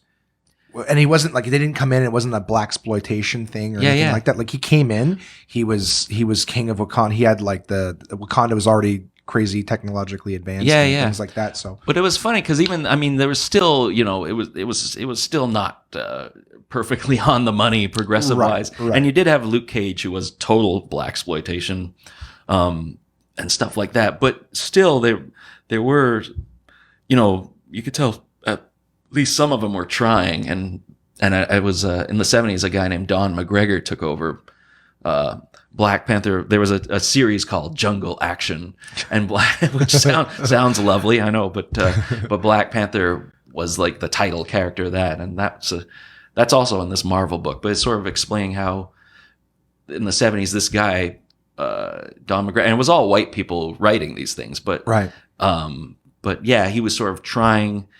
Because all Jungle Action used to be all about, the white savior complex of these American explorers coming in and organizing people to fight injustice or whatever. Right. And this writer was like trying to, no, this will be Black Panther's story, and there's going to be no white people in it. He's just going to fight evil and stuff like that. So so there's always like little efforts of that, but no, it's just, as comic book nerds, we always see like, finally someone's talking, and it's like, That's why I haven't seen Black Panther yet. You haven't seen it? No, It's good. and I'm gonna see it eventually, but it's I don't know. I'm just waiting for the first person to be like, "You haven't seen it yet? You don't?" And I was like, "Hey, how many comics do you own of Black Panther? Because I've got about 30 at home right now, and just I've been on this bandwagon for a while." Yeah, that's the thing for me is like I totally look at it as like there's a wealth of stories and background information and stuff like that. Like when you see the movies, that's what I've enjoyed about them. Is at first I was just like, oh, these are just fun superhero movies that don't make me feel like it's just a cash grab. Mm-hmm. I mean, they're making tons of money, but they're making tons of money because they're investing in it. And I feel, again, I don't know as much as you do, but I feel like they're doing them as good as they can based on the fact that, you know, how do you put 30 years of comic books into a 2-hour movie? You know, and 30 years, that's a long time for this. It started here and we're in, you know, 2018. It's going to be a little difficult to make all that stuff make sense to today's standards the way it was written back then. So it's, I mean, I think that they're doing the best they can in the Marvel movies. But I have read the Infinity Gauntlet. So all the movies before Infinity War are now out. So are you excited for that at all? I don't really get excited about it anymore. But I don't know why. Maybe it might just be just the sheer volume of movies. I just can't get excited that often. And like when it was starting, it was like when X-Men came out in 2000. I was like, oh, this is the greatest thing ever. But now it's just there's so much volume, but also, and it's that, and also because I know whatever it is, it's not going to be as magical as when I read it back in the day. But I do think it's cool. Like, Infinity War looks cool, and I haven't seen Thor Ragnarok yet, but I really, but I want to. It's fun. Yeah, I just watched that again the other day. I like the I definitely like the movies. They took two plots for Thor Ragnarok and put them together. So they did the Unworthy Thor and they put Planet Hulk together. So they got those two storylines sort of what it looks like. One. I loved Logan. I saw that that one was that's one of my favorites so far. But I don't know. But it had very little to do with whether I liked the comic or not. I just liked how it was made. Standalone movie. Yeah. Yeah. I like that they finally went with the R rating for Wolverine because I think that, and this is just getting super comic book nerdy, but they didn't have any R rated Wolverine movies prior, so they couldn't show him, you know, for lack of a better term, fuck people up with his claws. But then when Fox did Deadpool and saw how successful Deadpool was with the R rating and all that shit, I think they decided, well, all right, well, why don't we just give him an R rated Wolverine movie and see what he can, you know, how it goes. And it went great. Yeah. That first scene where he's messing the people trying to steal the wheels off the car up. Just fun. That's what I think. If I had claws, I wouldn't be, you know, doing a quick little slash. The guy spins around and falls down off camera. I want to see. No, it was definitely cathartic stuff going on there. But and I gotta say, I love it. It's fun when Patrick Stewart swears. It was just never see that. No, he was cool. He was cool as a cranky old man that swore. And I love that one. I often think of the comic book movies that I really liked, and about half of them now are like my top 10 are Marvel ones. Like I like that first Avengers was just really cool, well done, and that was fun. Winter Soldier and stuff. But I also like a lot of the comic book movies that weren't Marvel or DC. Like again, Frank Miller's Sin City. I thought that was just a really cool version of that comic and stuff, and just that was sort of really stylish. I liked 300 also because I liked that comic too. I hadn't read 30 Days of Night, but the movie was pretty cool. That movie was rough. I don't know. I like horror movies, but there was some like sort of torturous scenes in that I found upsetting. They were scary, so that definitely was good. That was a graphic novel, 30 Days of Night. Yeah. So many good ones out there. There's someone else recommended one to me that I didn't realize was a graphic novel. And of course, it's going to slip my mind right now. There's one, I think, it'll pop in my head 5 minutes into another conversation. Why the Last Man? Oh, yeah. Which I don't think I have it, but I've Foad in Toronto recommended that to me. Why the Last Man? So I'm interested in that. There's a few other ones that I didn't realize. Wanted. That was it. Somebody said that Wanted was. Yeah. I didn't read that comic, and I don't think I've seen the movie either. Well, the movie was kind of like felt like a hokey action movie, but apparently the graphic novel was really good. And I remember somebody told me that Watchmen. Well, I watched Watchmen a few times, and there's a lot of. I felt like I'm not getting what's going on in the movie. I didn't like that movie. But I heard the graphic novel was one of the best like ever. Yeah, no, the comic book was amazing. It's funny because Watchmen, the problem was they were so faithful to it that they were just going in order of the action, almost page by page. And really quickly, I was watching the movie, and I knew what page we were on. Yeah. And that didn't help because it's like, oh, we got so many more like I wasn't really enjoying it because it wasn't. The best part of Watchmen was the opening credits were amazing. Yeah. When Bob Dylan is singing and they're constructing the history of the world during the opening credits, and I thought, yeah, this is how you do an adaptation. Like they're getting the essence of it so efficiently and cinematically and fast, and this movie's going to be great. And then they start page 1 and the dialogue's word for word, and I'm just like, I don't. But which is weird because Sin City also was like panel for panel, really, the comic book, but it worked there for some reason because it was playing with the style or something. Like, yeah, that's true. They did. Yeah, it looked like you were reading the it comic. Looked really it just looked way cooler, I thought. So yeah, you never know. And I just and Watchmen just threw in too many sound. I hate soundtracks in movies when they're just like trying to force music in needlessly. Oh man. And just if I hadn't hated Leonard Cohen's Hallelujah, then that sealed the deal. Like, I'm so sick of that. They play it all the time. They like should have left that alone after Shrek. But that's exactly the one I was thinking of too. Too many times. Too much. That's funny.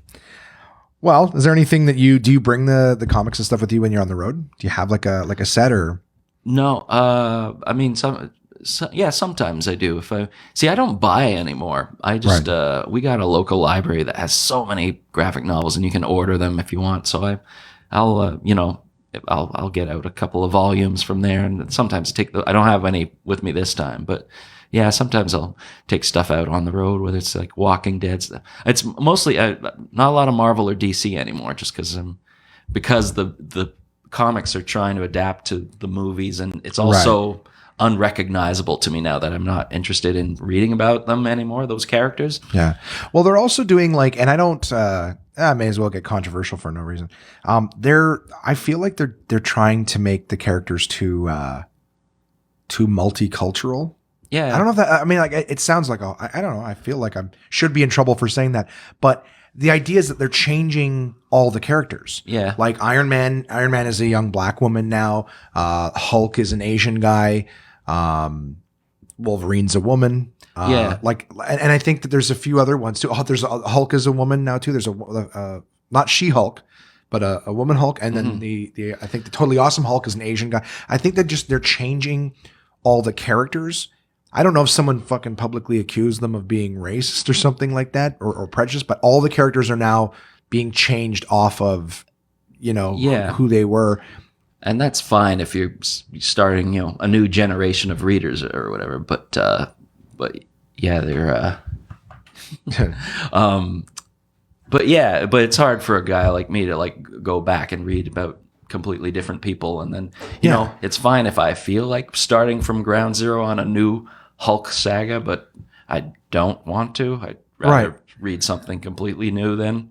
Yeah. I find it, but it is a weird thing. Because Iron Fist gets, reamed out, as a Netflix series or whatever, because that's playing into the whole white savior thing of why isn't this kung fu guy Asian? Why did they have to bring in an American? Right. And I see that and think, well, no, but that's what they did in Iron Fist. Like, okay, maybe that's that story. That's it was in the 70s. Maybe it was racist to do it back then, but that's because everybody did that back then. But and Doctor Strange too. There's a little bit of that too. It's like, well, why is he an American?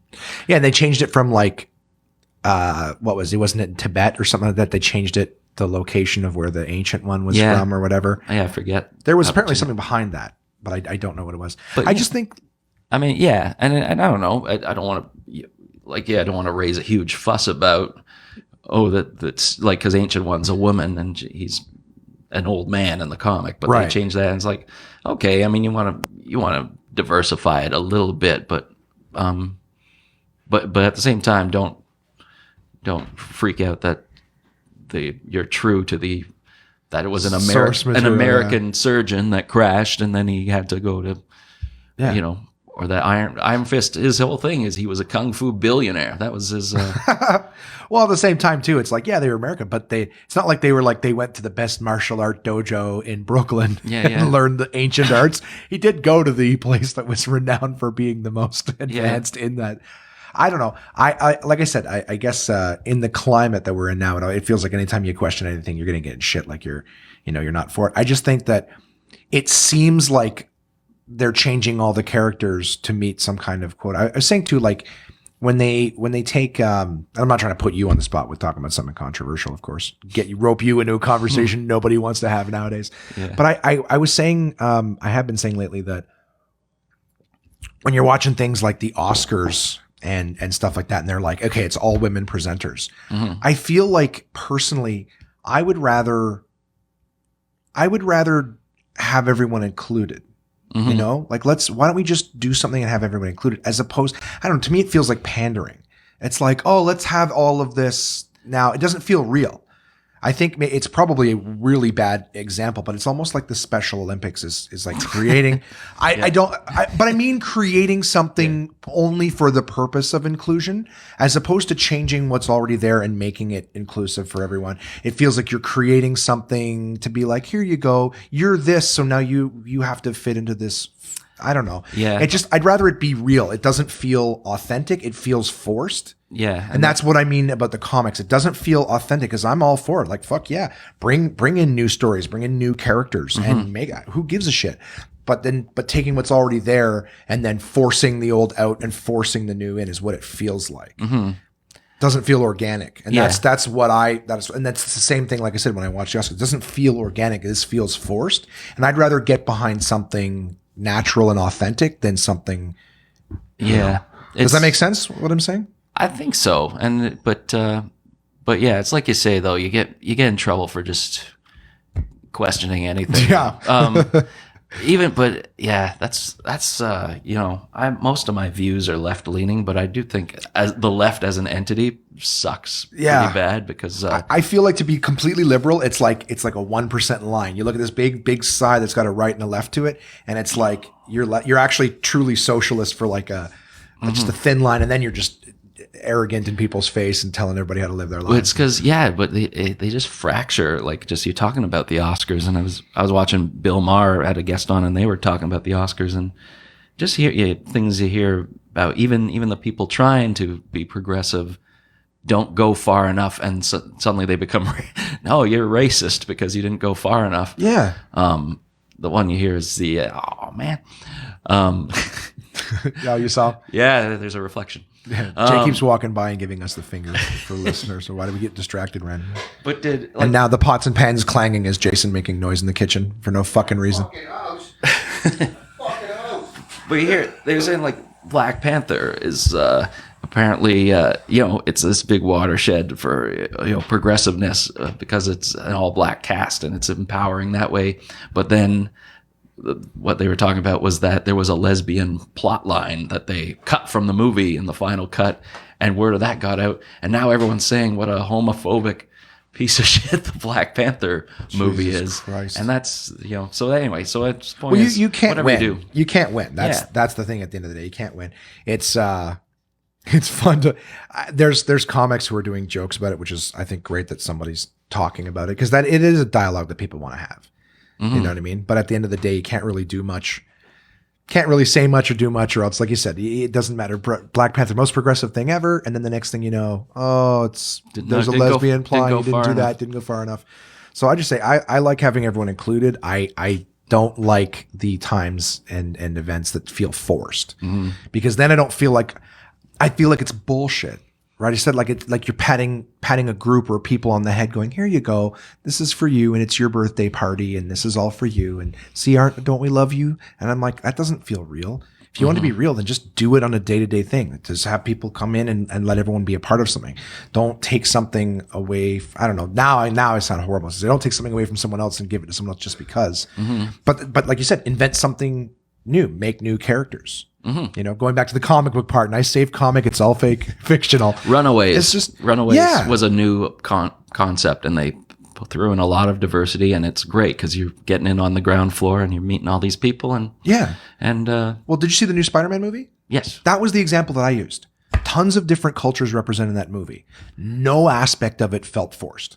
Yeah, do you know what I mean? It was just a bunch of different kids in a high school, and that's what. But it was a lot of white kids got switched. If right, like, yeah. So I mean, but again, I don't feel like that was something that hurt the movie. Yeah. Do you know what I mean? It wasn't like, oh well, that character was actually white. It's like, so who cares? Yeah. Like I didn't find that as essential. But the idea to take like the main characters that you've known and grown up with and completely switch them out for something else. It was still jarring for me because all those supporting characters were the people I grew up with, and so it did feel a little forced also. Really? Okay, fair enough. But it didn't, like you say, it didn't affect the storyline, so there was no reason like you couldn't do that. So it was fine, but I could say like, okay, this is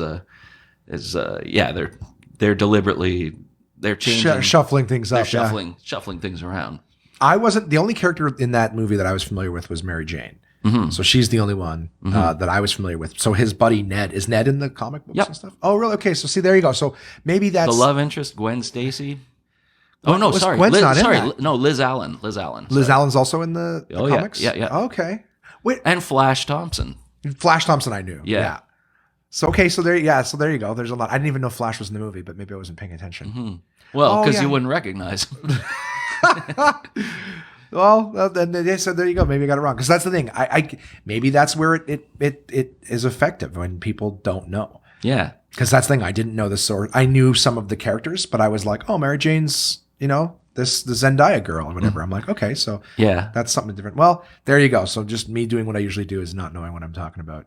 But it just, I don't know. It didn't feel forced. But like you said, knowing the characters and having the total change. Oh, that's an interesting direction. Okay. Well, there'll be a balance somewhere between. But it was like, I was watching it, and just the scenes are acting out. I'm enjoying these characters, and then I catch what one of them, they refer to one another by name, and I just like, what? Oh, okay, all right, I guess. But it was jarring for like, oh, that's supposed to be that. Okay. Right. Well, and especially with comic books, when it's not like a book where you're reading someone's name over and over and over. You're seeing their face for years and years because it's pictures. So then for them to turn around and be something completely different. I'm almost waiting.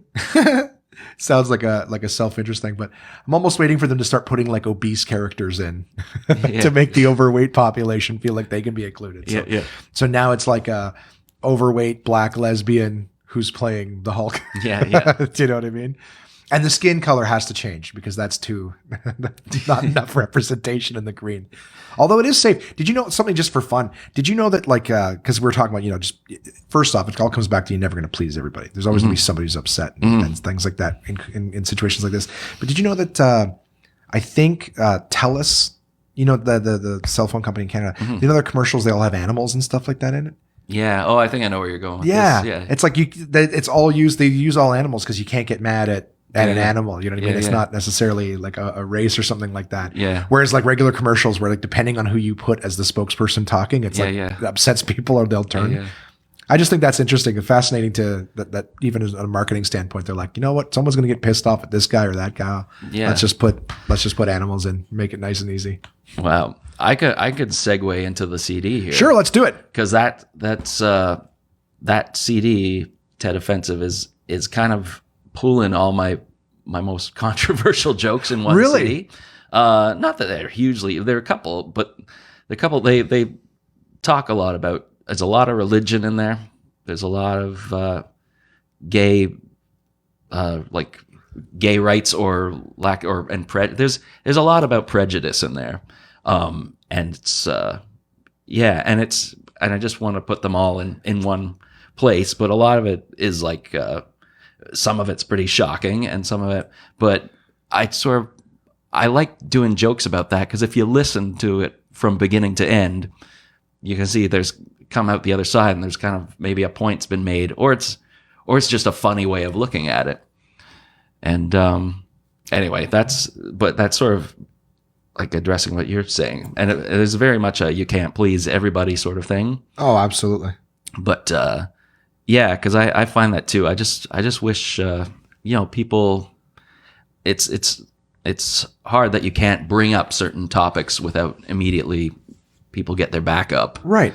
And sometimes the joke is, you hear that someone said, I didn't, you shouldn't have joked about that. It's like, okay, well, did you hear sort of to the end about? Yeah, were you listening to it? And often it's like, no, I tuned out as soon as you brought up the topic. It's like, well, okay, well, you should have taken a page from the people listening because they all had a good laugh out of it. And yeah, well, there's so much of that. There's so much of that, and the funny thing too is people. I hate when people take the policy stance on things like, the policy, the climate right now says that I'm supposed to say this in the situation. It's like, but do you really think that? Mm-hmm. Don't you have thoughts? Like, that's the thing. I mean, on the record, I'd be like, yeah, I think all of this equality stuff is great, but I mean, I say all the time, I'm like, I don't really think it's equality. I think it feels fake.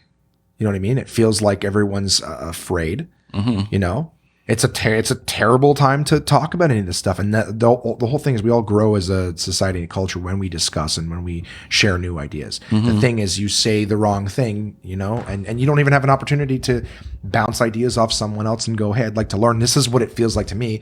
And then, someone else gets to offer in a different, no, because nobody wants to talk about it. Nobody wants to get in shit and lose their job or be publicly accused of this and that. So yeah, no, it's fun though. The comedians, you can still sort of do that though. Right. You probably get some people mad, but just I am happy that it still seems like people that show up to the live shows that pay their money, buy their ticket, and walk into the club are still want to talk about stuff, or like still not everyone. Some people still get grown, but it feels like, as opposed to the internet, which is just like if you offend them, they'll go nuts. Whereas people who pay to see comedy, by and large, are kind of ready for it, and they're kind of willing to listen to it, and kind of like to listen to it, and like that, feel relieved that people are saying things that are kind of like could get them in trouble on the internet. Well, yeah, everybody wants to watch someone else say it and someone else do it, which is a fun thing too. Yeah. But even like it's the thing at the end of the day, if you can get them thinking about it maybe differently or whatever, just to or to even just relate and go, I've thought that same thing and I like the perspective on this. Oh, sorry. No, please. No, but as long as you're going for the laugh first, as long as you make them laugh, and then they may not think about it afterwards, but maybe they will. But sometimes I think just the act of laughing at a taboo subject is kind of like just that right there is a bit of an open-minded moment of like, and you can release some of the pressure from it too by putting a little bit of a positive spin on something, or at least a humorous one. I'm excited to listen to this CD.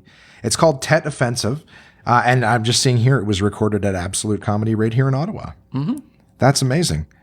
And I'm familiar with Dean too, who did the recording. So this is going to sound amazing. Yeah, I'm really looking forward to it.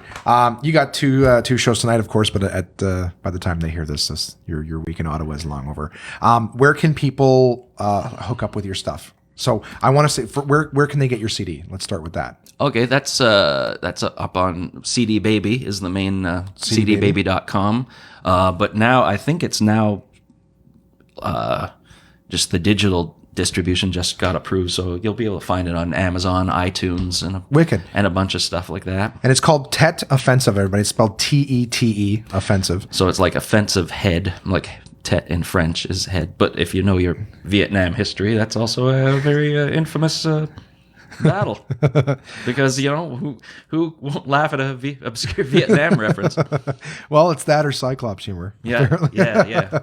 No, this is great, Dave. I really appreciate you taking the time to sit down with me. It's always a pleasure. I love working with you. I love watching you perform. Yeah, likewise. I hope we get to work together again soon. Oh, 'cause absolutely. It's been a while. Absolutely.